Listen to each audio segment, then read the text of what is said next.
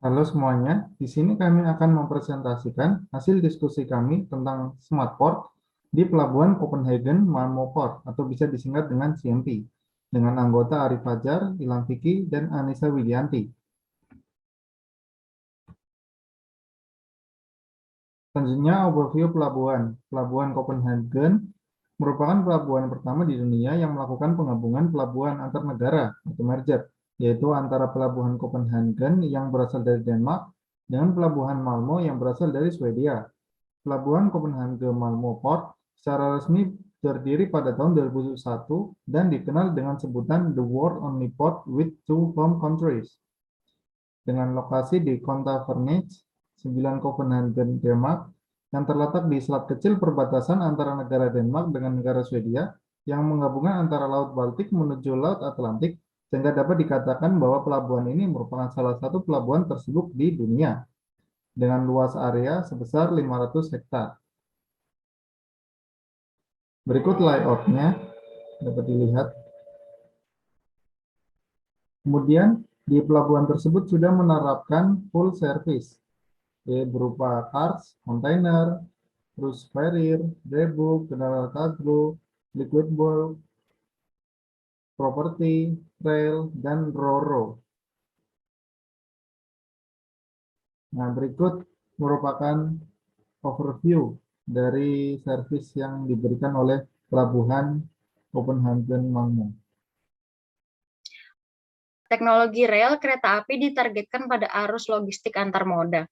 Angkutan dipindahkan antara kereta api, jalan, dan laut dengan CMP menawarkan solusi teknologi yang fleksibel dan karyawan yang berpengalaman. Solusi kereta api yang dikembangkan dengan baik berarti bahwa CMP berfungsi sebagai hub untuk mobil, memo, produk kertas, dan banyak lagi. Sebuah kolaborasi juga menawarkan pelanggan antar layanan antar jemput antar Malmö benua Eropa. Selanjutnya yaitu CMP mempunyai new plan, yaitu CO2 capture, sebuah proyek berdasarkan teknologi cerdas, kerjasama yang erat, dan keinginan untuk membuat perbedaan bagi iklim. Salah satunya yaitu capture and storage. Menangkap sekitar 500.000 ton CO2 yang saat ini dipancarkan melalui cerobong asap pabrik limbah ke energi ARC di Copenhagen. Setelah penangkapan CO2 diubah menjadi bentuk cair dan diangkut dalam pipa terminal CMP di dekat Provinsstenen. Di sini dipompa ke tank ship yang membawa CO2 keluar lebih jauh, misalnya ke Laut Utara di mana ia akan disimpan di ladang minyak kosong di bawah dasar laut. Dalam bahasa teknis disebut CCS, dan ada beberapa proyek serupa yang lagi berlangsung di dunia. Dampak dari penerapan smart port.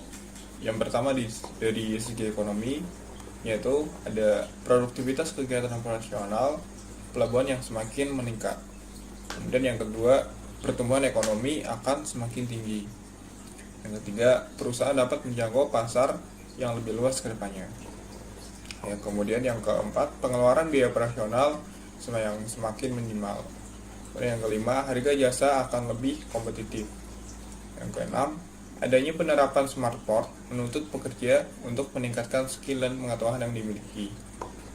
Kemudian yang ketujuh, terjadinya pengangguran bagi tenaga kerja yang tidak memiliki kualifikasi yang sesuai dengan kriteria yang dibutuhkan oleh perusahaan.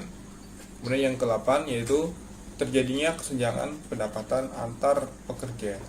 Yang kedua dari segi industri. Berikut ini merupakan dampak yang akan muncul akibat penggunaan smartphone. Yang pertama, munculnya kebutuhan dan keterampilan yang baru. Yang kedua, munculnya kebutuhan fleksibilitas dalam sebuah organisasi perusahaan. Yang ketiga, perlunya investasi pada teknologi. Yang keempat, biaya operasional yang semakin menurun. Yang kelima, proses komunikasi yang lebih baik. Kemudian yang nomor 6 yaitu produktivitas karyawan yang meningkat. Kemudian yang terakhir, yang ketujuh, menurunnya human error. Yang ketiga, dari segi lingkungan.